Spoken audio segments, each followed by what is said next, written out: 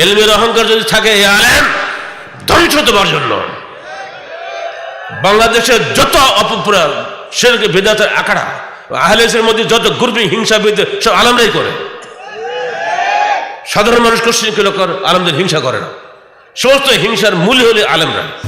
যেখানে বাতিল সেখানে আহলে হাদিস আন্দোলন চলবে, যেখানে কুসংস্কার সেখানে সংস্কারের তরবারি চলবে, কারো খাতির করা হবে না। যত বড় বড় পদের লোক হও, কোনো খাতির নাই। এই মেজাজ নিয়ে কাজ করতে পারলে সে আলেম হও, নইলে এলেম বাদ দাও, তোমার ডিগ্রি কিন্তু মূল্য আমাদের কাছে নাই। 43 বছরের সাংগঠনিক জীবনে কত কর্মী আমার হাতে তৈরি হয়েছে, হিসাব আছে। আল্লাহর নামে শপথ করে কর্মী হয়েছে, আল্লাহর নামে বায়াত করে কাউন্সিল সদস্য হয়েছে। তারা এবার বাইরে যে লম্বা লম্বা বক্তৃতা করছে, আমাদেরকে ডাকে আসুন, আমরা এক হয়ে যাই। জায়গা খুঁজি বলো, তুমি কোথায় এক হতে হবে? এক হবে আদর্শের মূলে, ব্যক্তির মূলে নয়। কিসের ব্যক্তি? আল্লাহর ইচ্ছা হলে বাংলার জমিনে ইসলামী হুকুমত কায়েম হবে, আল্লাহর বিধান মোতাবেকই হবে, রসুলের তরিকা মোতাবেক হবে, জঙ্গিদের তরিকা মোতাবেক হবে না। আন্তর্জাতিক চক্রান্তের শিকার হয়ে গেছে তোমরা। তারা এই সমস্ত আবল তাবল কেসা কাহিনী শুনিয়ে তোমাদেরকে যুদ্ধে প্রলুব্ধ করছে, নিজেরা সামনে আসে না। সেই পিছনের নেপথ্য নায়ক যারা আছে, ইহুদি খ্রিস্টান জাতি, তারা কোশ্চিন কালেও মুসলমানদের ভালো দেখতে পারে না। লোক মাথা গোনার উদ্দেশ্য আমাদের নয়। এটা হলো গণতন্ত্রের সিস্টেম। মৌজুদা জমহুরিয়ত में सिर्फ गिना जाता है लेकिन तोला नहीं जाता है। প্রচলিত গণতন্ত্রে খালি মাথা গোনা হয়, মাথার মধ্যে কি আছে ওটা ওজন করা হয় না। এজন্য আমরা এগুলো জাহেলি মতবাদ বলি। এক কথায় বাংলাদেশে এমন কোনো সংগঠন নাই যারা এই সমস্ত গণতন্ত্র, সমাজতন্ত্র, জাতীয়তাবাদের বিরুদ্ধে দার্থহীনভাবে বক্তব্য রেখেছে। আলহামদুলিল্লাহ, সেই ক্রেডিট শুধুমাত্র আহলে হাদিস বাংলাদেশের। আহলে হাদিস আন্দোলন বাংলাদেশ, আসুন পবিত্র কুরআন ও সহিহ হাদিসের আলোকে জীবন গড়ি। ইন্নাল হামদুলিল্লাহ নাহমাদুহু ওয়া নাস্তাঈনুহু ওয়া নাস্তাগফিরুহু ওয়া নু'মিনু বিহি ওয়া নাতাওয়াক্কালু আলাইহি ওয়া নাউযু বিল্লাহি মিন শুরুরি আনফুসিনা ওয়া মিন সাইয়্যাতি আমালিনা মান ইয়াহদিহিল্লাহু ফালা মুদিল্লা লাহু ওয়া মান ইউদ্লিল ফালা হাদিয়া লাহু ওয়া নাশহাদু আন লা ইলাহা ইল্লাল্লাহু ওয়াহদাহু লা শারীকা লাহু ওয়া নাশহাদু আন্না মুহাম্মাদান আবদুহু ওয়া রাসূলুহু। أما بعد فقد قال الله تعالى في الكلام المجيد إن الذين قالوا ربنا الله ثم استقاموا تتنزل عليهم الملائكة ألا تخافوا ولا تحزنوا وأبشروا بالجنة التي كنتم توعدون نحن أولياؤكم في الحياة الدنيا وفي الآخرة ولكم فيها ما تشتهي أنفسكم ولكم فيها ما تدعون نزلا من غفور رحيم। হুজুগে বাঙালি বলে একটা কথা আছে, আজ স্রোতে পুঁটি মাছ লাভ দেওয়া দি করে, এটাও একটা কথা আছে।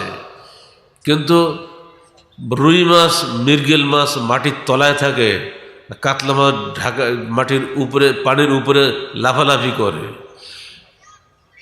কিছু লোক জোশে টাকা দেয়, কিছু লোক জান্নাত খরিদের জন্য অন্তর থেকে টাকা দেয়। আল্লাহ পাক বলছেন, সুসংবাদ দিচ্ছেন আপনাদের সবাইকে, ইন্নাল্লাযীনা ক্বালু রাব্বুনাল্লাহ, যারা বলে আমাদের রব আল্লাহ, সুম্মা ইসতাকামু তাতানাজ্জালু আলাইহিমুল মালায়েকা, অতঃপর এর উপরে যারা দৃঢ় থাকে, ইসতিকামত ফিদ্দীন। ভাষাটা খেয়াল করবেন। টাকা দিয়েছেন বা দিচ্ছেন বা আরো দিবেন, কিন্তু আখিরাতে পাওয়ার আশায় আপনাকে দিতে হবে। দুনিয়ার স্বার্থে দিলে কিন্তু এটা কোনো কাজে লাগবে না। এবং এর উপরে দৃঢ় থাকতে হবে। দিতে পারছে না টাকা, আজকে ওসিয়ত করে যাও সন্তানদের কাছে, এই আমি টাকা ওয়াদা করে আসছি, আমার মরার পরে টাকাগুলো দিয়ে দেওয়ার ব্যবস্থা করো। এটা কেবল ইসতিকামত আলা দ্বীন। তাহলে কি হবে আপনার পুরস্কার?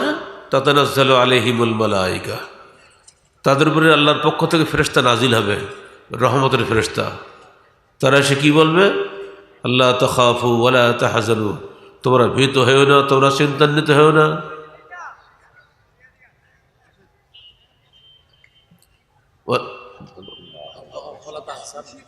ওয়াবশিরু বিল জান্নাতিল্লাতী কুনতুম তুআদুন, এবং তোমরা সুসংবাদ গ্রহণ করো জান্নাতের, যার সুসংবাদ, যার ওয়াদা তোমাদেরকে দেওয়া হয়েছে। নাহানু আউলিয়া ও কমফিল হায়াতির দুনিয়া, ফেরেশতারা বলবে আমরা তোমাদের সাথী ছিলাম দুনিয়াতে, আজকে এখানে অসংখ্য ফেরেশতা নাই। হাদিসটা আপনারা সবাই জানেন, যেখানে একদল মানুষ আল্লাহর কোরআন রসুলের হাদিসের আলোচনার মজলিসে বসে, ইল্লা হাফাত আলাইহিমুল মালাইকা, সেখানে ফেরেশতা তাদের ঘিরে রাখে। বলুন আলহামদুলিল্লাহ। ওয়া নাযালাত আলাইহিমুস সাকিনা, সে আল্লাহর পক্ষ থেকে বিশেষ প্রশান্তি নাজিল হয়। যে এতক্ষণ ধরে আপনারা বৈশাখ সন্ধ্যা থেকে বলবো, 3টা থেকে বলা উচিত আমার, এই 3টা থেকে রাত্রে এখন 10:30টার বেশি হয়ে গেছে। এই দীর্ঘ সময় যে আপনারা বসে আসেন, ঢাকার মানুষ ব্যস্ত মানুষ, কথায় বলে সবাই, এখন ঢাকা হোক আর গ্রাম হোক সবাই মানুষ ব্যস্ত। এই ব্যস্ত জীবনে ব্যস্তহীনভাবে সুশৃঙ্খলভাবে পুলিশ আনসারে কোনো পাহারাদারি ছাড়াই এত চমৎকারভাবে আপনারা এখানে বসে আছেন, ফেরেশতা আপনাদের উপরে যদি রহমত নাজিল না করতো তাহলে কি বসতে পারতেন নাকি?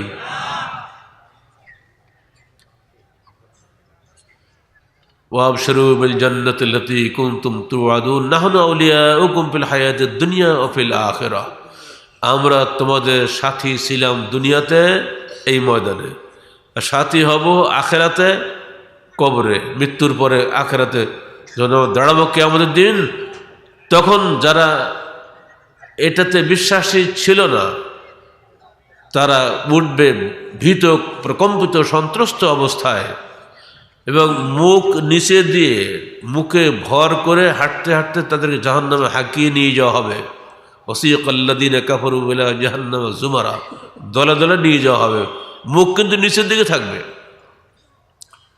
আল্লাহ বলছেন আফামান ইয়ামশি মুকিব্বান আলা ওয়াজহি আহদা আম্মা ইয়ামশি সাবিয়ান আলা সিরাতিন মুস্তাকিম, যে ব্যক্তি মুখ উপর করে নিচের দিকে দিয়ে পা উপর দিকে হাঁটে সেই সঠিক পথের অনুসারী, না যে সোজা পায়ের উপরে মাথা উঁচু করে হাঁটে সেই সঠিক পথের অনুসারী? আল্লাহ জিজ্ঞেস করছেন, উত্তর কি হবে? যারা সোজা ভাবে হাঁটে তারাই হলো সঠিক পথের অনুসারী। এরপর আল্লাহ বলছেন আমরা তোমাদের কাছে তার ফেরেশতাদের মাধ্যমে তিনি বলে দিচ্ছেন আখিরাতেও আমরা তোমাদের সাথী। কেমনভাবে সাথী দেখো, সবাই যাচ্ছে মুখ ভার করে, আর তোমরা যাচ্ছ মুখ উঁচা করে স্বাধীনভাবে, আদৌ কোনো ভয় পাচ্ছ না, আদৌ কোনো দুঃখিত হচ্ছ না। এবং শুধু তাই নয়, জাহান্নামের অর্থাৎ কিয়ামতের দিনের এই ভীষণ গরম যে উত্তপ্ত অবস্থা, সেখানে তোমাদের উপরে আল্লাহ পাক এমন এক আবহাওয়া সৃষ্টি করে দিবেন, হাদিসের ভাষায় বলছি, এত সংক্ষিপ্ত সময়, যেখানে একটা দিনের মেয়াদ হবে বাংলা দুনিয়ার হিসাবে 50,000 বছর, অথচ আপনার জন্য হবে ওই দিন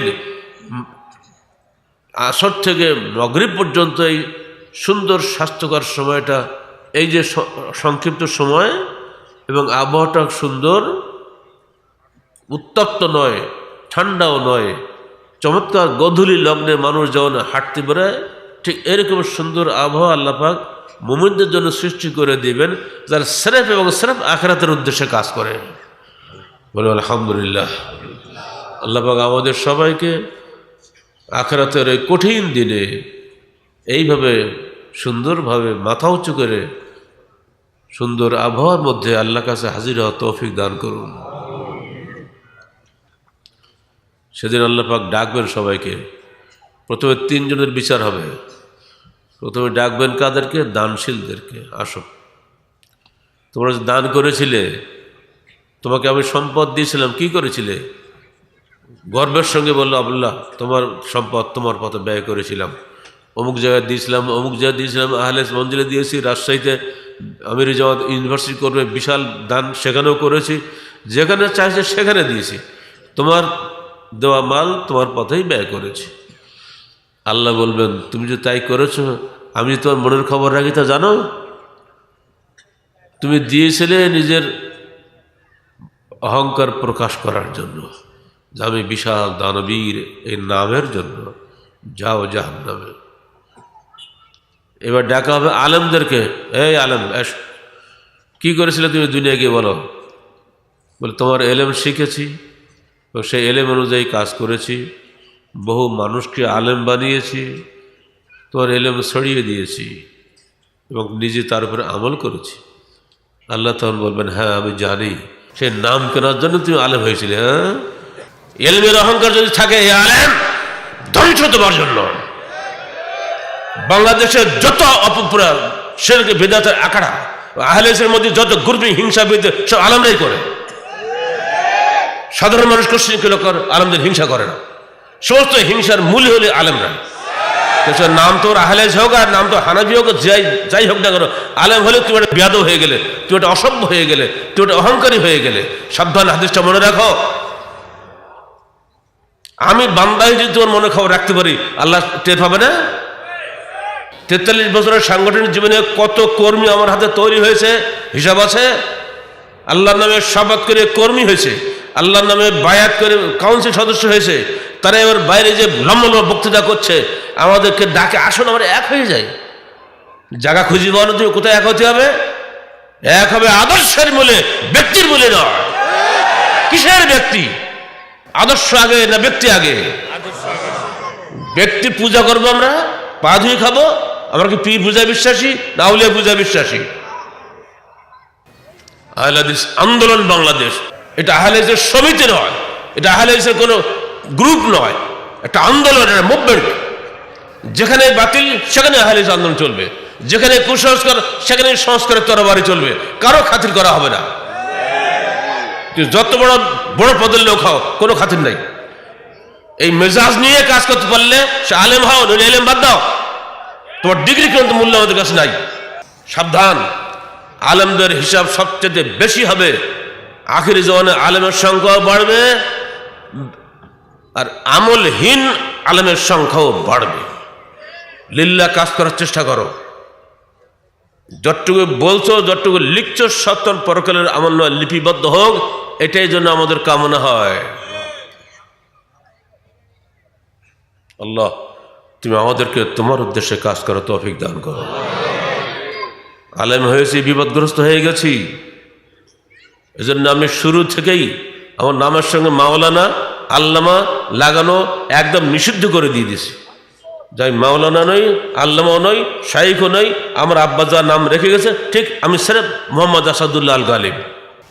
এমনকি ঢাকা জয়েন্ট ইন্টারোগেশন সেলে, কঠিন জায়গা, রিমান্ডের, বাংলাদেশের 23 জন সেরা গোয়েন্দা, শ্রেষ্ঠ গোয়েন্দা বিভাগের শ্রেষ্ঠ যারা, তারা আমাকে প্রশ্ন করেছে, এই যে আপনারও দাওয়াত ও জিহাদ বই লেখা সব মার্কারি পেনদের দাগ দিয়ে রেখেছে, আপনি তো জিহাদে বিশ্বাসী।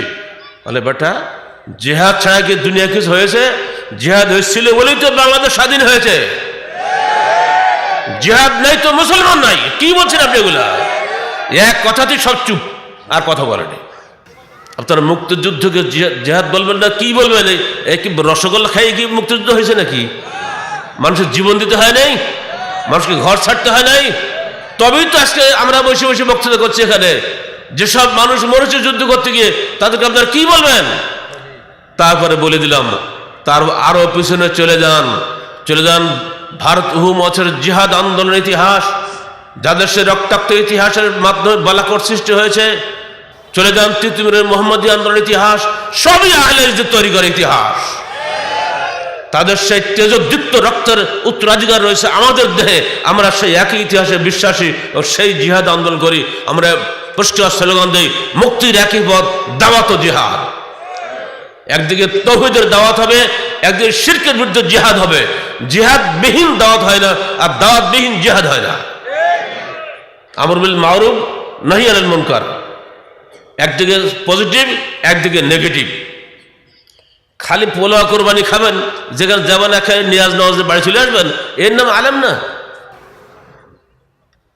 মৌলানা আব্দুল্লাহ বলতেন যে দেখো लड़को, जहां डंडा खाने को मिलता है उधर जाओ, जहां अंडा खाने को मिलता है उधर मत जाओ।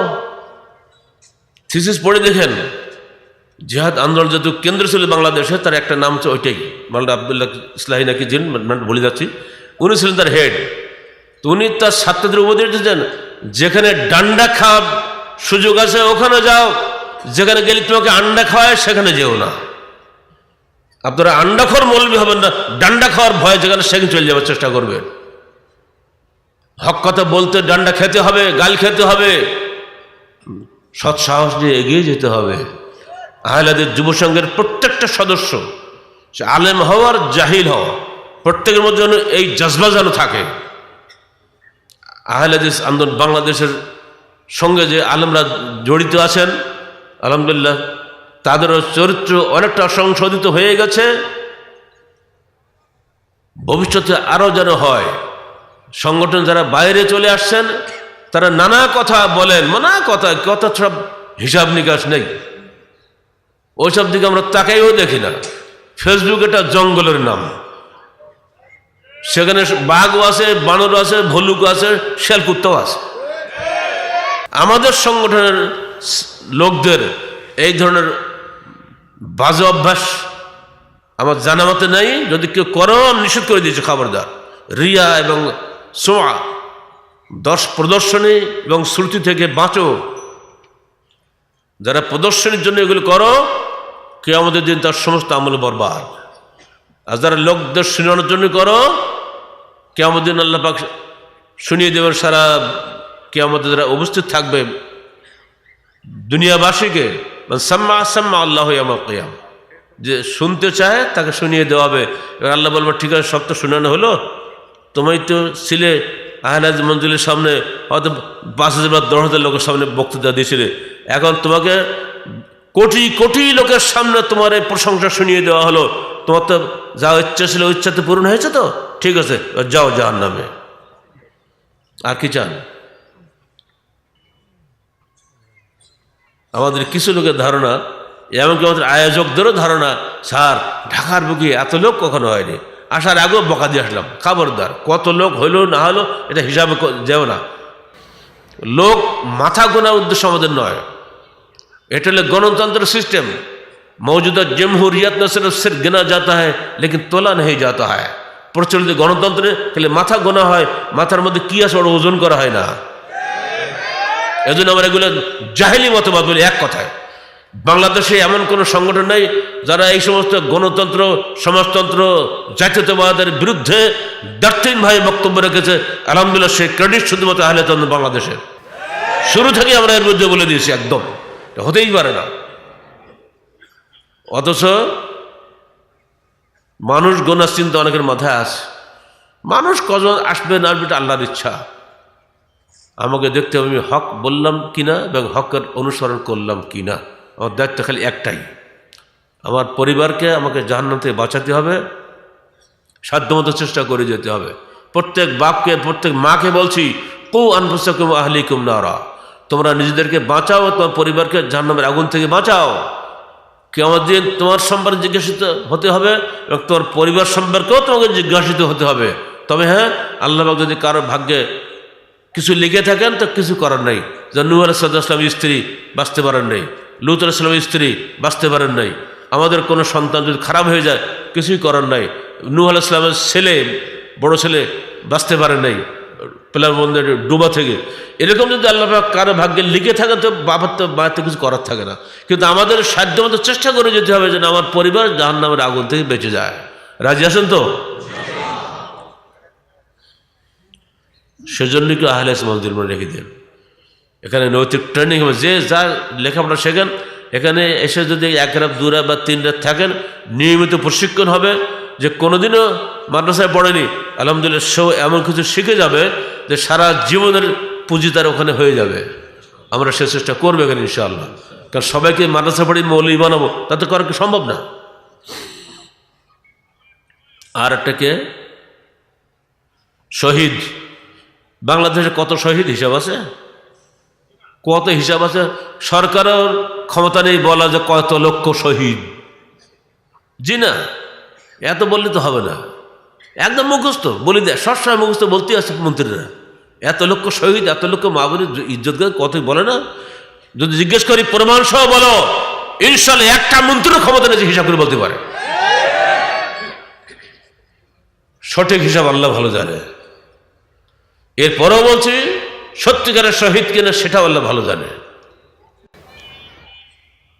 বন্ধুরা আমার, সত্যিকারের শহীদদেরকে আল্লাহ পাক সেদিন মর্যাদা দান করবেন।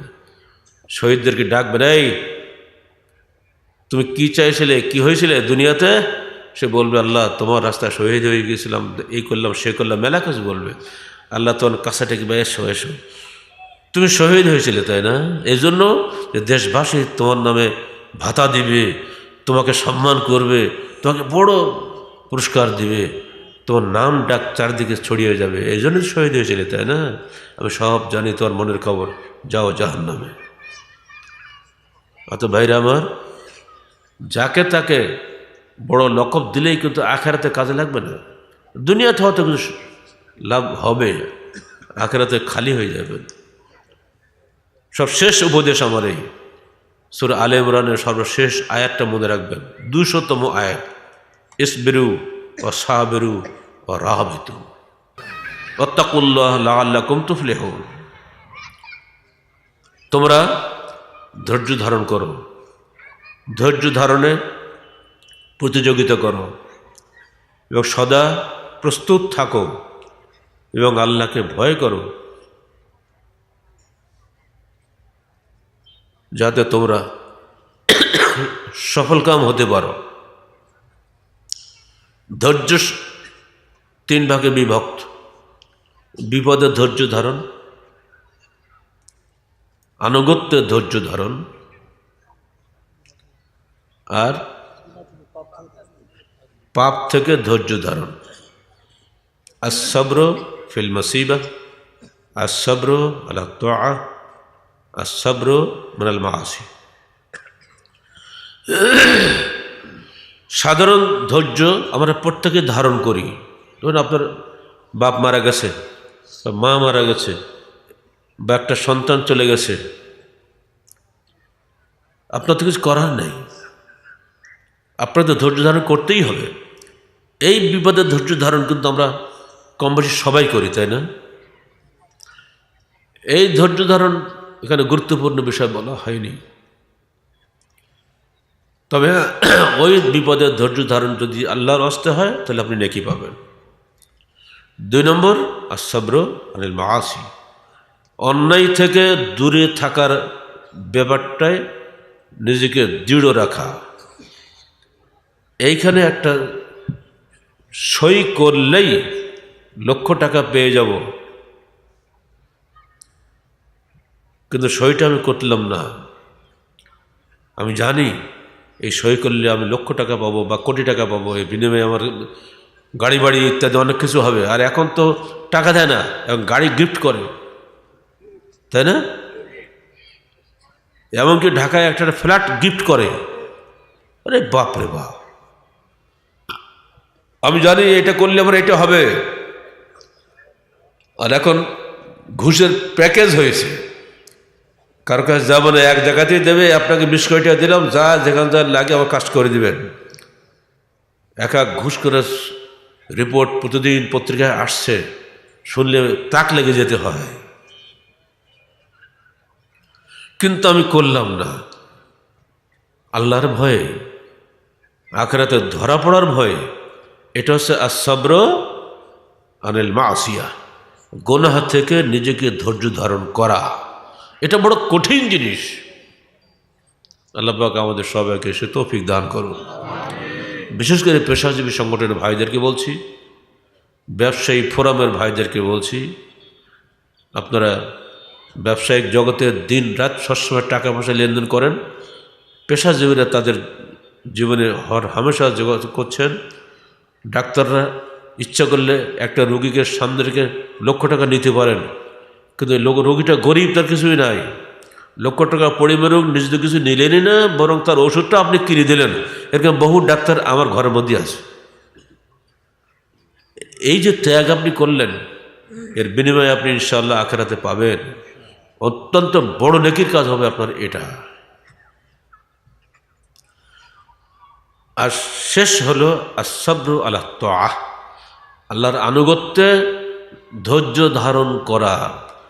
আমি মুসিবতে থেকে বাঁচলাম, তারপরে গুনাহ থেকে বাঁচলাম, কিন্তু বাঁচার পরে আমৃত্যু এর দৃঢ় থাকা, এটা খুব কঠিন ব্যাপার। কিছুক্ষণের জন্য হয়তো দৃঢ় থাকলাম, পরক্ষণে শয়তান যখন মাথায় বা প্ররোচনা দেয়, বা স্ত্রী যখন কিছু বলে, বা ছেলে যখন কিছু বলে, মনটা দুর্বল হয়ে যায়। না, তোর ভুল হয়ে গেল গো, এটা কেমন হলো, বাস আস্তে আস্তে দুর্বল হতে হতে একসময় আপনার ধৈর্যটা হারিয়ে গেল। এটা খুব কঠিন পরীক্ষা।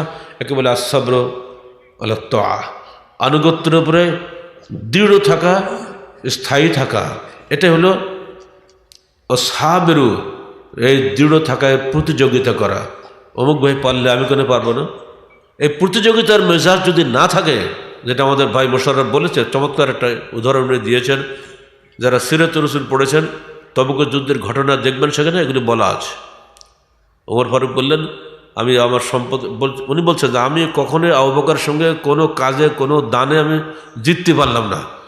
বলছে আমি আজকে মনে মনে ঠিক করলাম আবু বকরের কাছে আমি হারাবই। তো কীভাবে হারাবে উনি চিন্তা করলেন, আমার সহায় সম্পদ যা আছে তার সব অর্ধেক নিয়ে আসবো। এত নিশ্চয় আবু বকর পারবে না, একটা ধারণা ছিল। উনি আগে দিলেন কি, ওমর তুমি কতটুকু নিয়ে আসছো? যে আমার সহায় সম্পত্তি সব অর্ধেক নিয়ে আসছে। আর সন্তানদের জন্য কী রেখে আসছো? বাকি অর্ধেকটা রেখে দিয়েছে। কিছু পরে আসলে আবু বকর সব হাজির। আবু বকর তুমি কি নিয়ে আসছো? সবই নিয়ে আসছি। বাড়ির জন্য, পরিবারের জন্য কী রেখে আসছো? আল্লাহ এবং তার রসুলকে রেখে আসছি। ওমর বললেন, হে আবু বকর, কোনোদিন আমি পারিনি, আজকেও তোমাকে পারলাম না।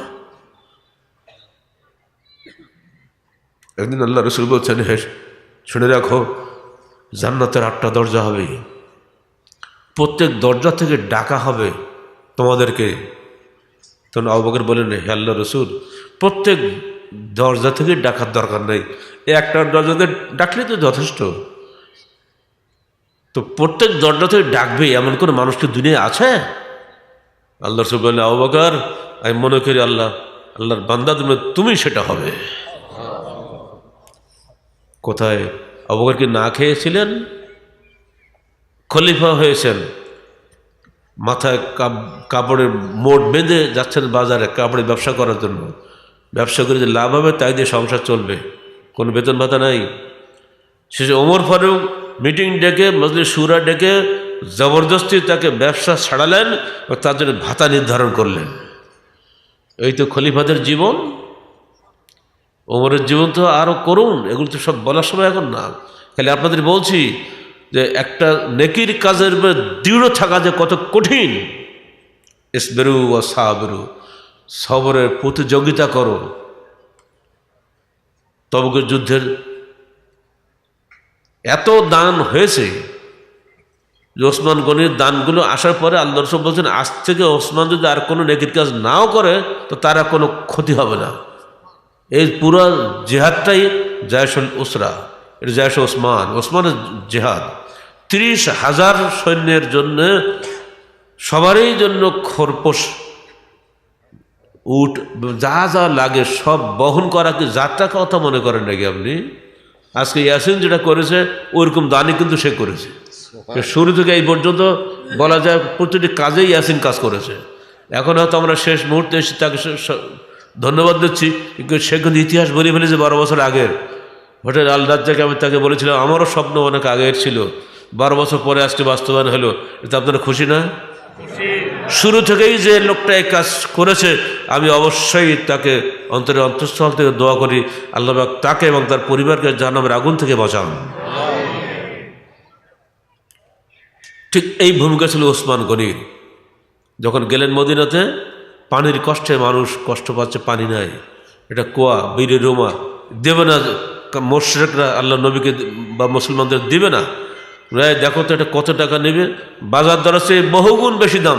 ওসমান বলে, তবু আমি ওইটাই কেন মুসলমানদের দান করে দিলাম। যারা গিয়েছেন মসজিদ নববী দেখবেন, মসজিদ নববীর ওই মোটা মোটা কার্পেট, আব্দুল মতিন আছে আমার সাথে, ও ছিল আমার সাথে, উঁচু করে দেখালো তলায় সেই গোল দেওয়া আছে বীরে রোমা, ওটাই হলো ওসমান গনির কেনা সেই কুয়া, যে কুয়ার পানি খেয়ে তখন মুসলমানরা বেঁচে ছিল। এখন সব মসজিদ নববীর এরিয়ার মধ্যে চলে গেছে। যুগে যুগে এরকম বড় বড় দানশীল এসেছিলেন, আল্লাহ পাক যাদের দিয়ে বড় বড় কাজ করিয়ে নিয়েছিলেন। এরপরও হঠাৎ করে একদিন হাজির, দূর থেকে উনি দেখছেন একটা লোক গতকালকেও এসেছিল, আল্লাহ রসুলের চোখ যে এত হুঁশিয়ার চোখ, ওই লোকটা পরের দিন আবার এসছে। তো আল্লাহ রসুল বলছেন, এই এদিকে আস, ইঙ্গিতে ডাকলেন কাছে, তুমি যে গতকালকে আসছিলে চলে গেছিলে, আজকে আবার এসে দাঁড়িয়ে আসে, ব্যাপারটা কি বলো তো? যে হ্যাঁ আল্লাহ রসুল, রাতের বেলা কুয়া থেকে পানি শেষে যে মজুরি পাই, সে মজুরি হলো 1 থলে খেজুর। কালকে এসেছিল এটি দান করার জন্য, যখন সন্তানদের চেহারা মনে পড়লো তারা কি খাবে, আমি যে খেজুর করে নিয়ে গেলে তবে তারা খেয়ে রাত্রে ঘুমাবে, আমি সেই জন্য কালকে দিতে পারিনি সন্তানদের মহব্বতে। কিন্তু আজকে আমি ভাবলাম আমি দিয়ে যাবই, যদি আমি কালকে মারা যাই এর দান কে করবে? তাই আজকে আমি সেই 1 থলে খেজুর সব নিয়ে এসছি, আপনি কি দানটা কবুল করবে? আল্লাহ রসুল সবার উপরে ঢেলে দিলেন, বলে এটি সবার উপরে চলে গেল আজকে। বলুন আলহামদুলিল্লাহ।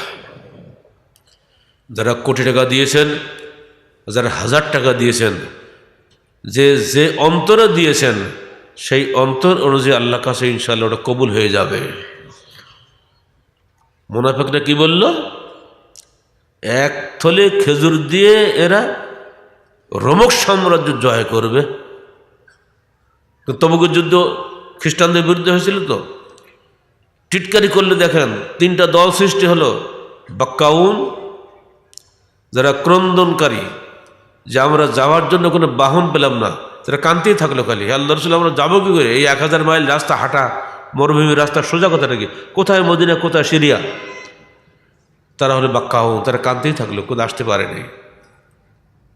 এদের জন্য আল্লাহ রসুল বলছেন, যেদিন ফিরে এলেন উনি যুদ্ধ জয় শেষে 1.5 মাস পরে, হাজা তাইবা, হাজা তাইবা, মদিনাকে তাইবা বলা হয় না, ওই কারণে এইটাই তো সেই পবিত্র ভূমি, এই তো সেই পবিত্র ভূমি।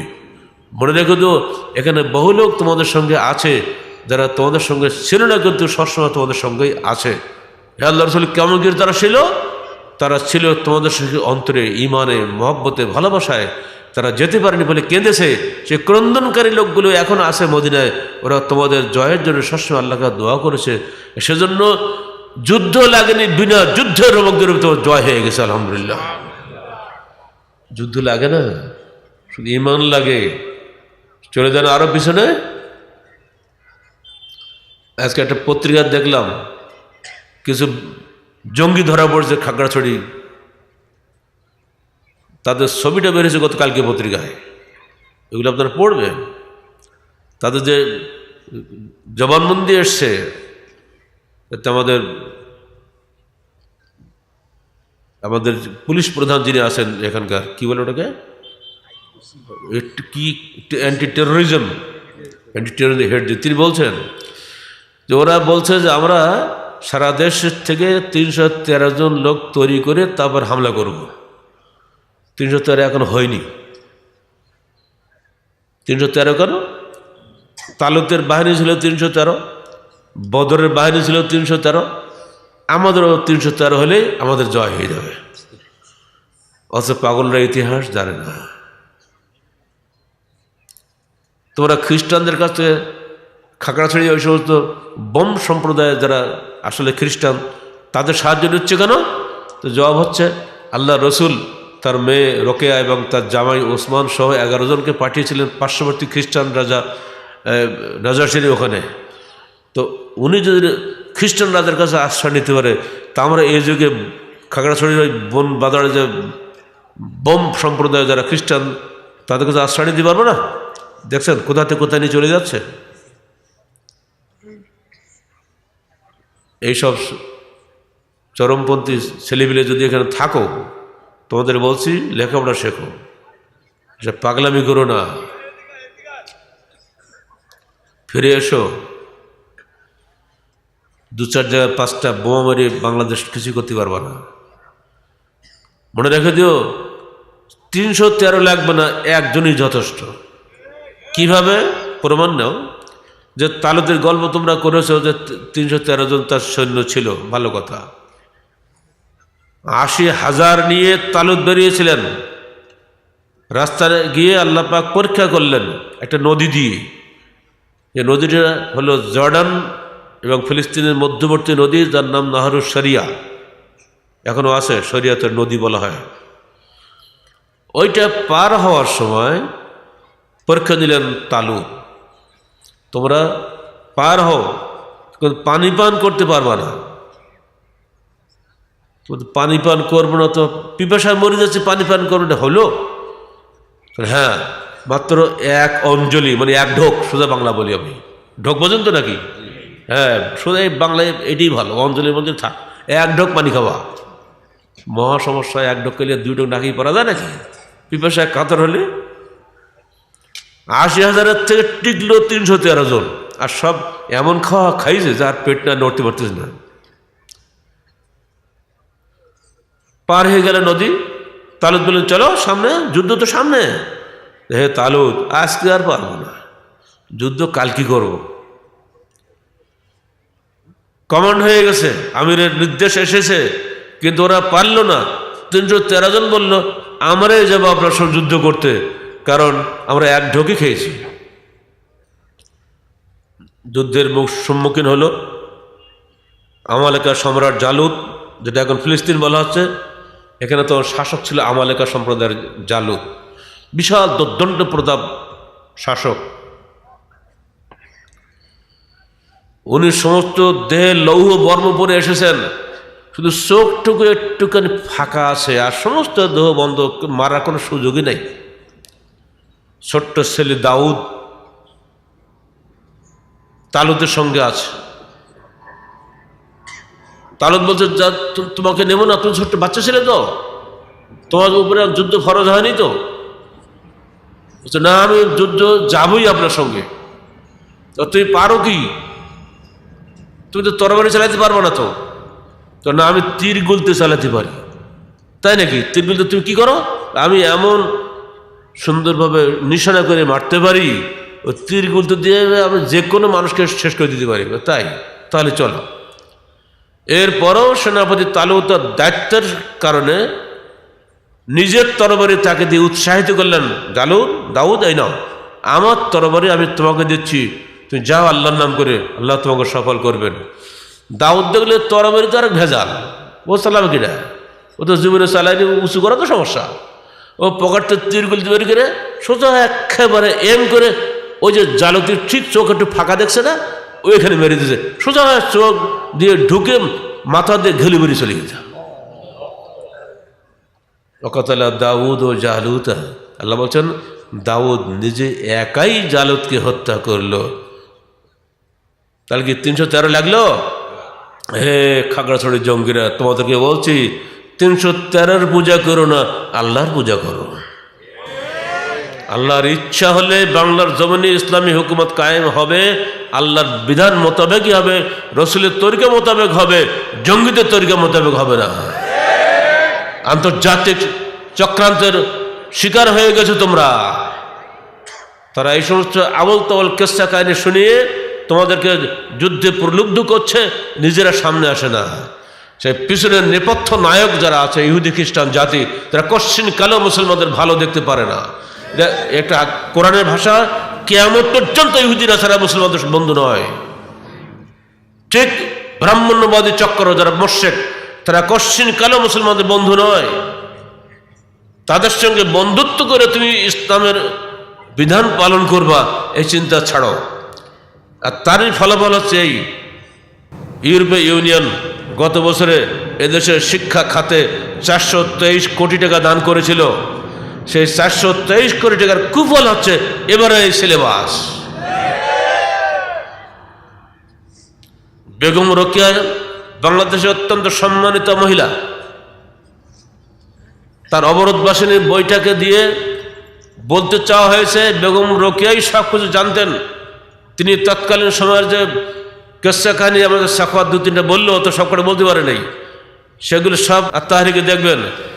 সেখানে বেগম রোকেয়াকে বানানো হয়েছে অবরোধবাসিনী,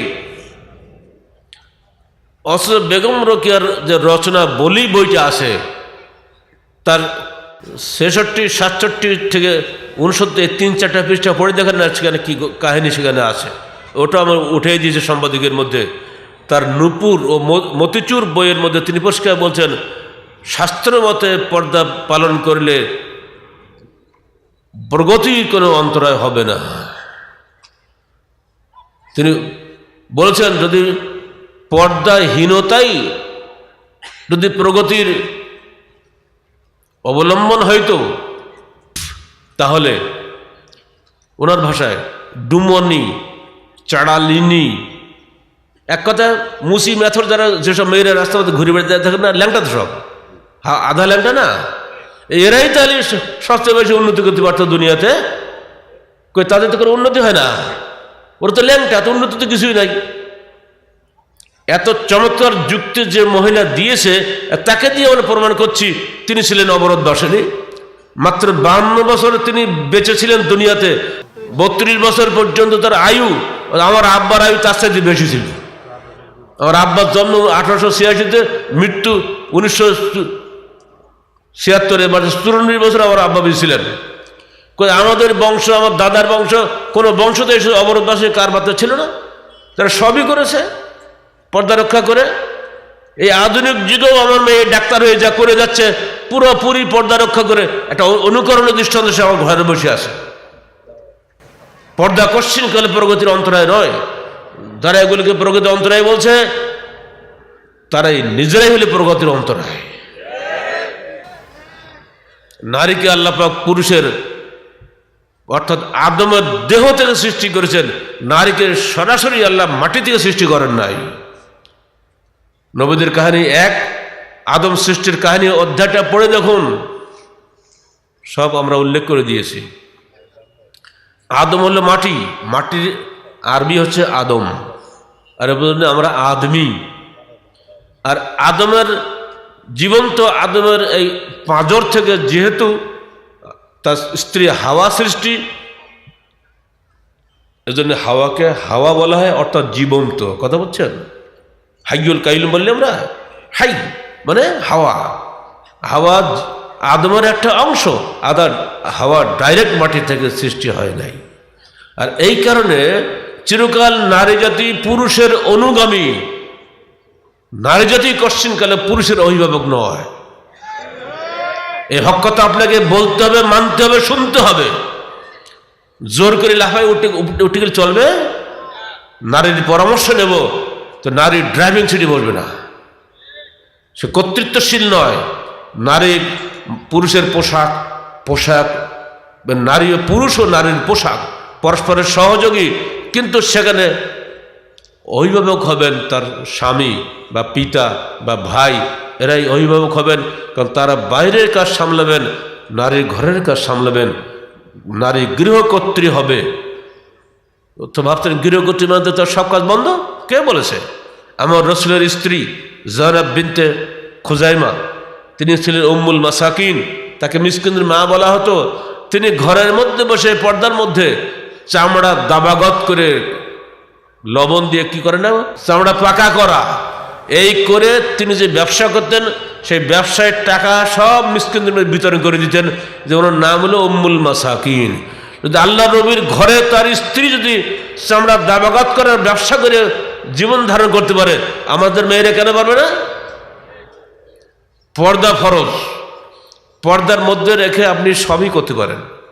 পর্দাকে অস্বীকার করে, পর্দাকে লঙ্ঘন করে যা ইচ্ছাতে করবেন, আপনার সে অধিকার আল্লাহ পাক দেন না, আপনি পারবেনও না। আছে বাংলাদেশের কোনো মন্ত্রী যারা পর্দার বিরুদ্ধে কথা বলেন, ছেড়ে দাও তোমার বউকে, ঢাকার রাজপথে অন্ধকার রাত্রিতে হাঁটিতে একা একা চলে যাচ্ছে বাড়িতে, দেখি কয় মন্ত্রীর কত কলিজের পাটা আছে। অত লম্ফজম্প করে কেন? যা সত্য নয়, যা মিথ্যা, ডাহা মিথ্যা, মিথ্যা কাজের মধ্যে কোনো বরকত নাই। কোরআনের এই নীতির উপরে যারা দৃঢ় থাকবে এবং দৃঢ়তার প্রতিযোগিতা করবে, তাদের জন্য জান্নাতের সুসংবাদ। এবার শেষে বলা হচ্ছে ইসবিরু ওয়া সাবরু ওয়া রাবিতু, সদা প্রস্তুত থাকো ইসলামের বিরুদ্ধে, কোরআন এবং সুন্নাহর বিরুদ্ধে। যখনই যেদিক দিয়ে যে হামলা আসবে, শিক্ষিত লোকদের হামলা, মূর্খদের হামলা, পলিটিক্যাল লিডারদের হামলা, সাহিত্যিকদের হামলা, তথাকথিত বিজ্ঞানীদের হামলা, সমস্ত হামলার বিপক্ষে তোমাকে দাঁড়াতে হবে একদম মুজাহিদের মতো। যেদিক দিয়ে যে কর্নার থেকে হামলা আসবে তুমি সবসময় সদা প্রস্তুত থাকবে সেটাকে মোকাবেলা করার জন্য।